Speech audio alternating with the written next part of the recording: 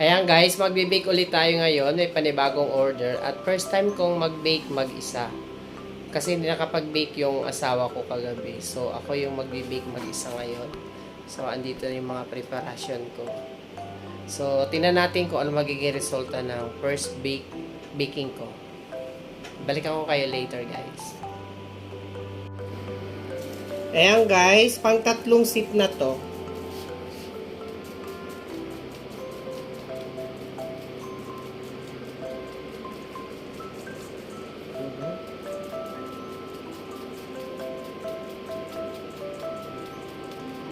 So, kailangan tatlong seat.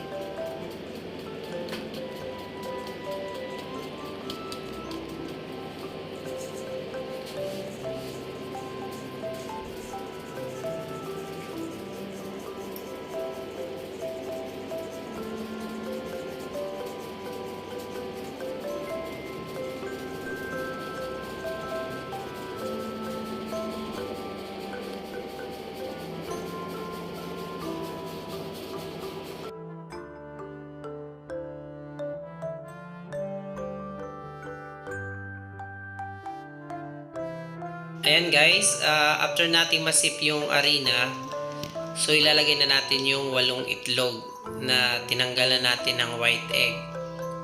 So ilalagay natin siya dyan. Yan, 8 itlog po yan. Lahat ng inano, atin tinanggalan ng white egg.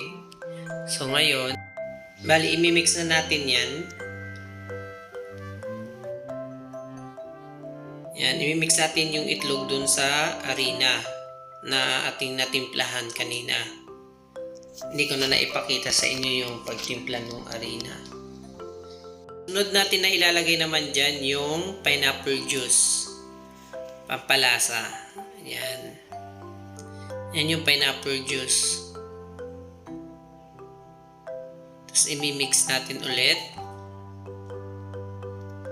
Tuloy-tuloy lang. So, ang isusunod natin dyan yung oil naman. Lalagay naman natin dyan yung oil. Yan. Then, continue lang natin ihalo yan. Hanggang sa ma-dissolve lahat. So, ayan, kung mapapansin nyo, yan, na-dissolve na lahat yung harina dyan. With egg, yung pineapple juice, at saka yung oil. So, nagsama-sama na yan dyan. Sunod natin gagawin dyan, yung mirang para ma-mix dyan. Prepared ko na. Naman, gagawin natin yung mirang. So, while ginagawa natin yung mirang, so, itong oven natin ay pinipreheat na natin. Okay? Pinipreheat na natin yung oven natin. At magsisimula na tayong gawa ng mirang. Ayan guys, kung mapapansin nyo, bumubula na siya.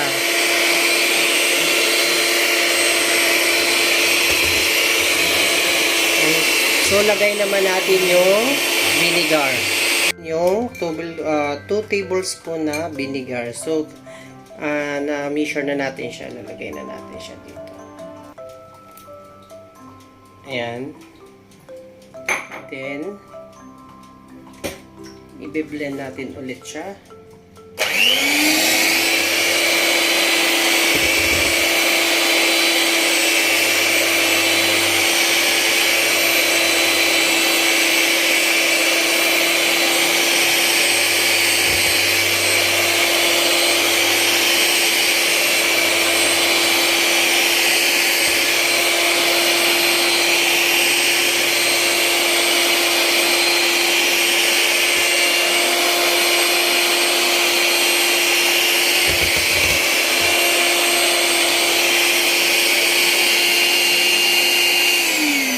Lagay naman natin yung sugar.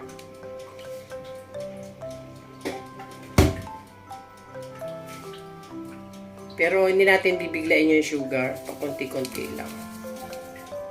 Ayan. Blend natin ulit.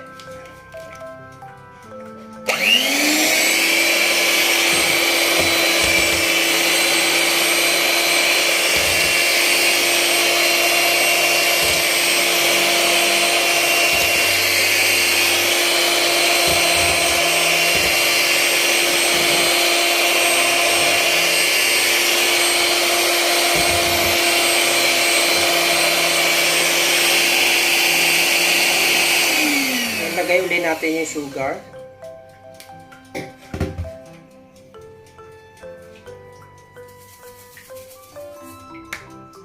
Hindi natin siya bibiglain, yung sugar, paglalagay ng sugar.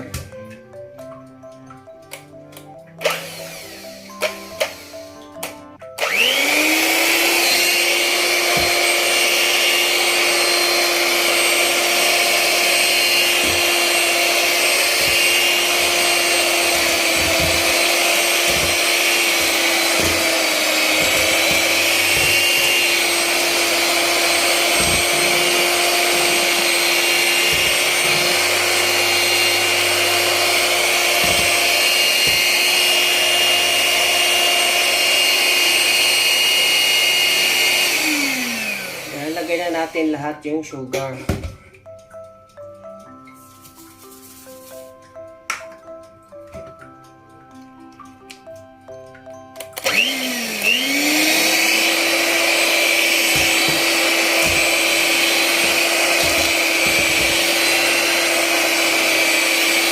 Hanggang maging okay na ito. Hanggang sa parang siya maging parang kulay ulap. Ganun, dapat. Lapit na to, guys.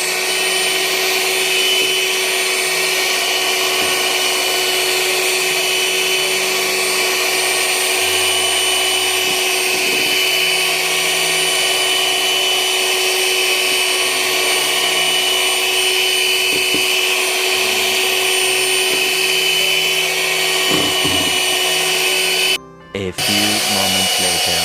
Oh my God! Wow!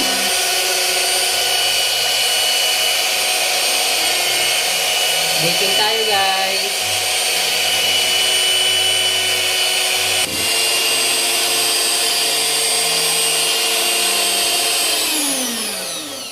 Tingnan natin kung natayo na, guys. Ayan, okay na siya. Ayan no, hindi na siya bagsak. Ayan no, natayo na. What? So, pwede na siya, guys. Ayan, since ready na yung mirang natin at saka yung sayema natin. So, imimix na natin yan dalawa. Para mapagka-mix natin, ibibake na natin siya. Ito na, guys. Ayan, guys. I-mix na natin siya. Ayan, minimix na natin dito. Medyo nahirapan lang ako kasi may hawak akong camera. Ayan guys, bibake na natin. Ayan guys, sinalang na natin sa oven. Ayan, mga 30 to 40 minutes yan. Sasalang natin. So, after, balik ako kayo guys.